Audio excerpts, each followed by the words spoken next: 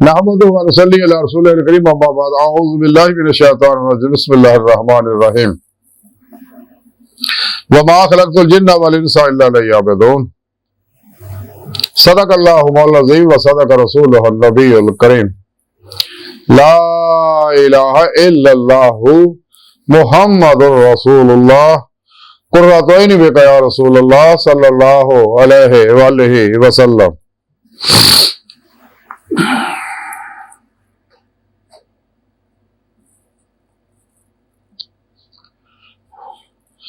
लब्बाइक या रसूल अल्लाह लब्बाइक लब्बाइक अल्लाहुम्मा लब्बाइक जल्ला शानहु सल्लल्लाहु अलैहि वसल्लम। अज़ल तो लैके अब तक अल्लाह सोने दी बेहद हमद हुस्ना अल्लाह दे प्यारे हबीब ते बेशुमार दुरूद सलाम तो बाद काबिल सादे सलाम मुअज़्ज़ज़ सामीन अज दे दरस तसव्वुफ जिन्हां नूं तबलीग करन दा जिक्र करांगे। कुरान करीम दी सूरा ज़ारियात दी आयत नंबर 56 जिहड़ी मैनू तलावत करना तुहानूं सुनन दा शरफ हासिल होया। इस आया पाक दे अंदर अल्लाह सोने ने फरमाया और मैं जिन्ना और इंसानों नूं अपनी इबादत वास्ते पैदा किया इल्ला लियअबुदून। हजरत अब्दुल्लाह इब्न अब्बास रज़ी अल्लाह तआला फरमाते इल्ला लियअबुदून दा माना है इल्ला लियअरिफून कि यानी मैं बंदियां नूं जिन्हां नूं अपने इरफान वास्ते अपनी पहचान वास्ते अपनी मार्फत वास्ते यानी अपने दीदार वास्ते पैदा किया। क्योंकि पहचान तां ही हुंदी है जदों इंसान देख लवे। एक है अल्लाह पाक दी इल्मी इस्तदलाली इरफान ओ जारी कुरान सुन्नत फिक़ह तसव्वुफ दे इल्म नाल हासिल हुंदे। एक दिल दी आंख है दिल दे आईने जो अल्लाह रब्बुल इज्जत दा इंसान दीदार करता जैसा सुने रब ने कुरान च दस्या कि मैं इंसानों तो पहले ही अपने दीदार वास्ते किया और वो तरीका भी सुने रब ने कुरान च दसदा कि इंसान पीरो पेशवा अल्लाह दे प्यारे हबीब सल्लल्लाहु अलैहि वसल्लम दी मारिफत ही अल्लाह सोने दे फजल व तौफीक नाल अल्लाह दी हुजूरी च पहुंच के अल्लाह दा दीदार कर सकदा और अल्लाह कराउंदा है। ते फिर जदों बुलंदियां तरक्कियां ते पहुंच जांदा अल्लाह रब्बुल इज्जत उन्हां नूं दायमी दीदार दियां नेमतां कुंदियां नेमतां बातिल तसर्रुफात भी अता फरमाउंदा। यानी जिन्होंने पैदा ही इस वास्ते किया तो इस वास्ते अल्लाह का पैगाम अल्लाह के प्यारे नबी ने अल्लाह का पैगाम सब तक पहुंचाया वो उम्मत की भी जिम्मेदारी है अल्लाह रसूल का हुक्म है कि इस पैगाम को दूजिया तक पहुंचाए। इस वास्ते अल्लाह वाले भी इंसानों ने भी तबलीग करते रहते जिन्होंने भी तबलीग करते रहते हैं। सदगरा औलिया लिखिया कि एक दिन हजरत सईद बिन जुबैर ना सदगरा औलिया लिखिया कि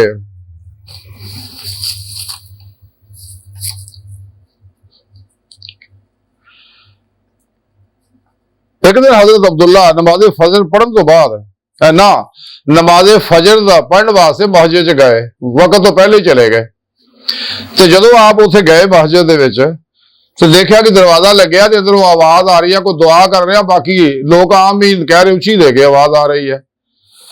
तो आपने कहा भी शायद हजरत ख्वाजा हसन बसरी रहमतुल्लाह अलैह दुआ फरमा रहे शायद इस वक्त अपने खास मुरीदां नूं बुला के रूहानी तालीम दिंदे आ। वो बाहर ही बह गए ते अखीर जो दुआ खत्म हुई तो फजर की नमाज का टाइम हो गया तो दरवाजे मस्जिद के खुले जो देखा कि अंदर सिर्फ ख्वाजा हसन बसरी कले ही बैठे होर कोई भी है नहीं।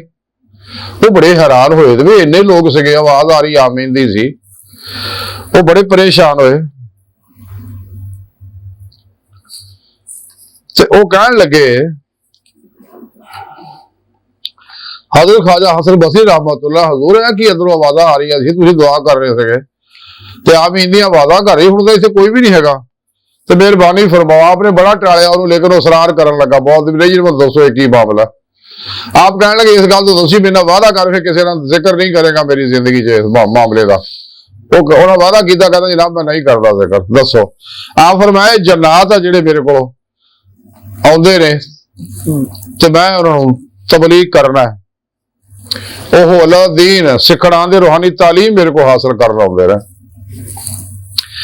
इसे तज़किरा औलिया लिखिया कि हज़रत ख्वाजा हसन बसरी रहमतुल्लाह अलैह ने हज़रत सईद बिन जुबैर नूं 3 नसीहतां कीतियां कि ये 3 नसीहतां ते अमल करी ਤੇ इंशाअल्लाह नफशातां दुनिया के पुजारियों तो बचिया रहेगा, अल्लाह के रस्ते चलता रहेगा। तीन नसीहत यह है कि बादशाह की सोहबत तो बचे, यानी कदे भी बादशाह सोहबत ना बैठे। इन्हां उमरा को बची अमीरा वजीरा नवाबा को अलग रही अपने रब के नाल, रब की सोहबत रहा कर।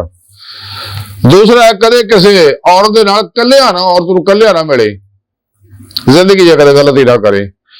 तीजा राग रंग दे शरीक ना होए। ये तीनों चीज़ां जिहड़ियां बुराइयां दी बुनियाद है। ते बची ये को इंसान नूं बर्बाद कर दिंदियां ने, यानी बादशाहां दी उमरां दी अमीरां दियां सोहबत जिहड़ी है, औरतां दी सोहबत जिहड़ी है, ते नाच गाने ढोल ढमके साध ये सब कतई हराम है इस्लाम च। ते जेड़े भी लोग ढोल ढमाके ना वो समा जायज आ, अगर तालियां ना मारिया जान और साध नाच गाने ढोल ढमके हारमोनियम ढोल के ना बजाए जान, रल के हमदो सलाम मनकबत पढ़ी जाए तो जायज है। लेकिन अगर समा बिल मजा मीर होवे तो फिर वो शैतानी प्रोग्राम बन जाता। कलंदर लाहौर डॉक्टर इकबाल तां ही आख्या सी, वरना कवाली से कम नहीं है इल्मुल कलाम। हाँ जी, इंसान को तबाह बर्बाद कर दी, इस तो बचना। इस वास्ते 2 नंबर जिन्हें बाबे या गैर शरा उमूमन साथ नाच गाने ढोल ढमकिया जो जे रहिंदे आ। हाँ जी, ते तज़किरा औलिया के अंदर ही मजीद लिखिया कि हजरत मालिक बिन दिनार के पुछण दे उत्ते हजरत ख्वाजा हासिम बसरी ने फरमाया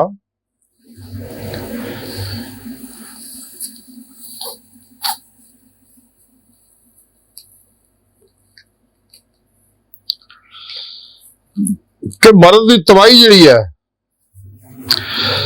क्या फरमाया कि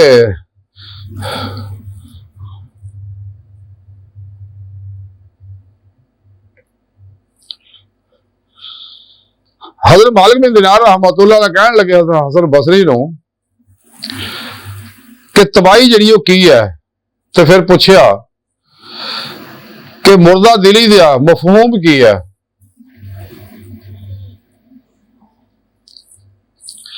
हजरत ख्वाजा हासिम बसरी कहन लगे कि दुनिया की जानब रागब होना।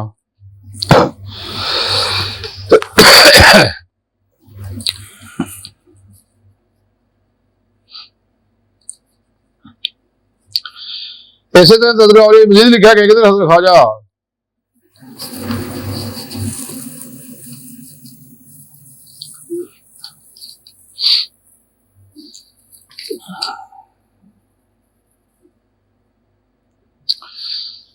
हजरत ख्वाजा हसन बसरी रहमतुल्लाह अलैह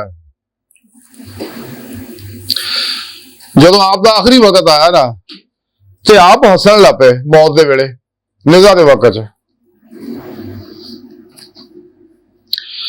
चल कहन लगे वो केड़ा गुनाह है, वो केड़ा गुनाह है, वो केड़ा गुनाह है, बार बार ये गल दोहराउण लगे नाले हस रहे ने। आप दी रूह निकल गई ते आप फौत हो गए। आप नवाया तो ते आप दफन करता। एक अल्लाह वाले ख्वाब च देखिया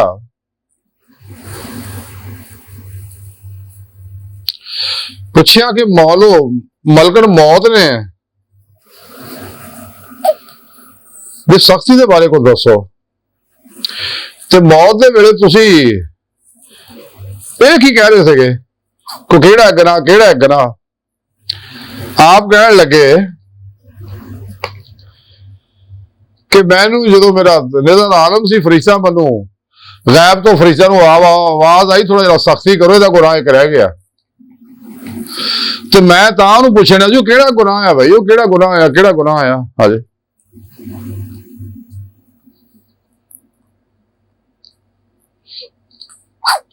वो बुजुर्ग कहते हैं तो मैं ख्वाब च देखा कि फिर आसमाना दरवाजे खुल गए और फरिश्ते ऐलान कर रहा और फरिश्ते ऐलान सुन रहे। गैब तो आवाज आई कि हसन बसरी साडा बेली है, तो साडे को आ गया। मैं इत्ते रहे मेरे राजी है तो मैं इत्ते राजी हाँ। जन्नात जे मैं अर्ज किया ਤੇ ਅੱਲਾਹ ਰब्बुल इज्जत ने इन्हां नूं भी नेमतां अता फरमाइयां कि इन्हां नूं पैदा ही अल्लाह ने अपने दीदार वास्ते कीता। हज़रत ख्वाजा औलिया जी लिखिया ख्वाजा हसन बसरी रहमतुल्लाह अलैह फरमांदे आ कि दूसरे नसीहत उस वेले करनी चाहिए जो खुद बंदा बुराइयां तो पाक होवे, यानी खुद अमल करे फिर दूजा तलकीन करे ना मुल्ला फजीयत दीगरा नसीहत। हाँ मजीद फरमाते कि इंसान अपनी ख्वाहिशात की खातर अहकाम इलाही की भी परवाह नहीं करता, नफसानी ख्वाहिशात के पिछे लग जाता ते नफस दी ख्वाहिशां पूरियां करने चक्कर च रहिंदा, यही इहनूं तबाह बर्बाद कर दिंदियां, दो जहान ते बर्बाद कर दिंदियां। इसे तज़किरा औलिया मजीद लिखिया कि ख्वाजा हसन मसीह फरमांदे कि बुरे लोगों की सोबत जिहड़ी है नेकां लोगों तो दूर कर दिंदी है। इंसान नूं चाहिए बुरे लोगों की सोबत तो दूर रहे क्योंकि अल्लाह वाले को दूर कर दो।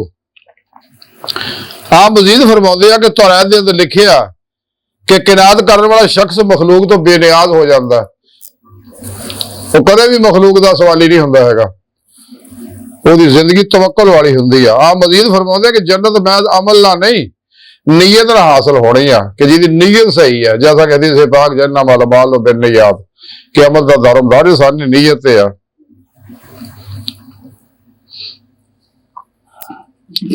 आप मजीद फरमाते हैं ख्वाजा हसन बसरी के जो आहले जन्नत जन्नत जाणगे, जन्नत का मुशाहिदा करनगे, जन्नत का मुआयना करनगे ते 700 साल तक आलमे महवियत दे विच रहणगे। क्यों कि उन्होंने जन्नत दे विच जिन्हां नूं अल्लाह दा दीदार हासिल होएगा तो 700 साल तक जन्नत आलमे महवियत च रहणगे। ऐसा नशा सरूर विजदान उन्हें तारी हो जाएगा, इसलिए कि उन्होंने जलाले राही का रोब इन्ना तारी हो जाएगा। हज़रत ख्वाजा हसन बसरी मजीद फरमाते कि जिन्हें गोशा नशीनी इख्तियार की ते ओ सलामत रहा, जैसा कि फतेह रब्बानी जी लिखा कि हुजूर गौसे पाक रज़ी अल्लाह तआला और शहज़ाद शेख अब्दुल कादिर जिलानी बगदादी रहमतुल्लाह अलैह फरमाते रहे कि अल्लाह के प्यारे हबीब सल्लल्लाहु अलैहि वसल्लम फरमाया कि गोशा नशीनी जिहड़ी इबादत है तो तुहाडे तो पहले सालहीन दा तरीका है। हज़रत मुजद्दिद साहब भी फरमाते हैं कि अगर नमाज बाजमात वाजिब ना होंदी मैं कदे हुजरे च ना निकलदा। रसाला कुशैरे च लिखिया इमाम कुशैरी लिखते ने कि मेरे पीरो मुर्शिद अबू बकर नकाक रहमतुल्लाह अलैह फरमाते हैं कि गोशा नशीनी अहले सफा दा तरीका है। इसे वास्ते अल्लाह वाले गोशा नशीन रहिंदे ने, गाफला लोगों तो दूर रहिंदे आ, कट खाण कट सौण कट मिलन दी आदत बनाउंदे ने। इसे तज़किरा औलिया जी मजीद लिखिया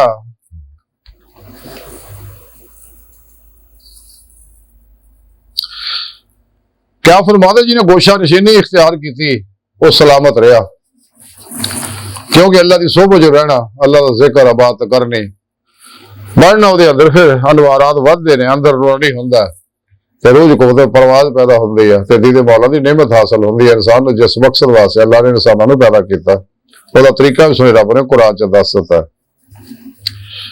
हाँ इसे तज़किरा औलिया लिखिया हज़रत ख्वाजा हसन बसरी रहमतुल्लाह अलैह फरमाउंदे ने कि जिन्हें ख्वाहिशात नफसानी नूं छड्ड दिता ना वो आजाद हो गया, वो दुनिया की गुलामी चों निकल गया। इस वास्ते सुने रब ने कुरान च आख्या वला तत्ता बिल हवा फयुदिल्ला कन सबीलिल्लाह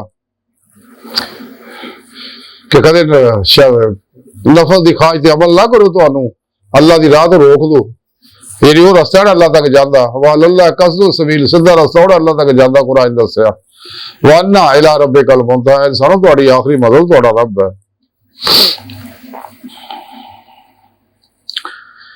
ख्वाजा साहब मजीद हसन बसरी फरमाते कि दुनिया खुदा शनास नूं अपना दुश्मन समझदी है, जिन्ने गाफल लोग अल्लाह वाले इस वास्ते दुश्मन हो जाते हैं। तो अल्लाह वाले में अर्ज कर रहा कि अल्लाह वाले तबलीग कर दे, चूंकि अल्लाह के प्यारे हबीब का हुक्म आ बल्ले गुआनी बुलाओ आया, मेरी तरफ पहुंचा दियो कि अगर चाहे कैद ही होवे। तमाम सच्चे जिंदा दिल उलमा मशाइख जिहड़े आ ਤੇ ਅੱਲਾ ਦਾ ਪੈगाम ਅੱਲਾ ਦੀ ਮਖਲੂਕ ਤੱਕ ਪਹੁੰਚਾਉਂਦੇ ਨੇ। ਜ਼ਿੰਮੇਵਾਰੀ ਹੈ कि दुनिया के हर इंसान तक अल्लाह का पैगाम पहुंचा दो ताकि तुम्हारे हुज्जत हो जाए। ਤੇ ਰੋਜ਼ੇ ਰਸ ਜਿਨ੍ਹਾਂ ਦਿਲ ਦੀ ਗਹਿਰਾਈਆਂ ਤੇ ਜ਼ੁਬਾਨ ਦੇ ਨਾਲ ਨਾਲ ਬਲਾ ਕਿਹਾ ਸੀਗਾ ਤੇ ਉਹਨਾਂ ਲੋਕਾਂ ਮੰਨਣਾ ਅੱਲਾ ਦਾ ਪੈगाम ਔਰ ਉਹਨਾਂ ਕਾਮਯਾਬ ਹੋ ਜਾਣਾ ਦੋਨਾਂ ਜਹਾਨਾਂ 'ਚ। ਤੇ ਜਿਹੜਾ ਨੇ ਘੜੀ ਉੱਤੇ ਤੇ ਰੋਜ਼ੇ ਰਸ ਬਲਾ ਕੇ ਉਹ ਮੰਨਣਾ ਹੀ ਹੈ ਨਹੀਂ ਉਹਨਾਂ ਨੇ। ਉਹ ਆਪਣੇ ਹੋਣੀ ਆ ਪਰਾਏ ਉਹਨਾਂ ਨੂੰ ਹਾਲ ਤੇ ਛੱਡੋ ਤੇ ਅੱਲਾ ਰਸੂਲ ਦੇ ਪ੍ਰੋਗਰਾਮ ਦੇ ਉੱਤੇ ਇਨਸਾਨ ਨੂੰ ਚਾਹੀਦਾ ਅਮਲ ਕਰੇ। ਜਿਸ ਮਕਸਦ ਵਾਸਤੇ ਅੱਲਾ ਨੇ ਪੈਦਾ ਕੀਤਾ ਉਹ ਕੰਮ ਕਰੇ ਤੇ ਦੁਨੀਆ ਤੇ ਫੇਰ ਨਹੀਂ ਆਉਣਾ। ਇਹ ਚੰਦ ਦਾ ਮੇਲਾ ਮੁੱਕ ਜਾਣਾ, ਖਤਮ ਹੋ ਜਾਣਾ। गुजरिया वक्त वापस ही आना वाला दोबार कोई नहीं। मौजूदा साल लम्हा कीमती सानू चाहिए दी कदर करिए। अल्लाह सोहनी दी बारगाह दिल दी गहराइयां दुआ है अल्लाह सोहना हस्ता बड़े हकीर पर तकसीर माड़े कमजोर कम इल्म आजिज़ मस्कीन बेसहारा इंसान आ साहिब फिर पेशवा दे तेरे प्यारे हबीब सल्लल्लाहु अलैहि वसल्लम दे तेरी सोहनी पाक ज़ात दे मौला सोहना साडा कोई सहारा नहीं। सानू दुनिया कब्र और आखिरत सारा ता फरमाए। साड़ियां खता गुनाह दी लक्ष्य माफ फरमाई। अपने दामी दी ज़ात दी नेमत उज़मा दौलत कुबरा अता फरमाए। अल्लाहु अकबर कबीरा। अल्लाह बस यारो बाकी सब हवसा हवसा हवसा बचो बचो बचो बचो दुनिया तो फिर नहीं आना। वमा अलैना इल्लल बलागुल मुबीन।